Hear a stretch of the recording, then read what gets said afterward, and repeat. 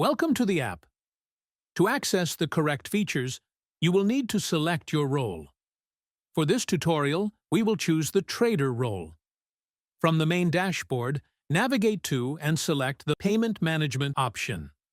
A new page, Payment Management, will open, displaying three payment options: Generated PSIDs for payment via one link, GD payment, and Generated PSID. First, by tapping on Generated PSIDs for payment via one link, a new page opens. Here, you can search your data using the VIR number, GD number, NTN, PSID, Trader, or GD-REF-NO. For example, if we search using a GD number, the corresponding data will be displayed immediately.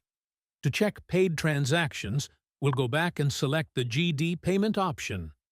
On this screen, you can search records using the cash number, GD number, NTN, PSID, and Trader. If you want to view the detailed information for any record, just tap on it in the list.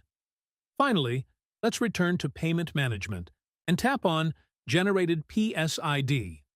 Here, you can search for a PSID using the VIR number, GD number, NTN, VIR number, Trader, or GD-REF-NO. If no records match your criteria, the page will simply show no data.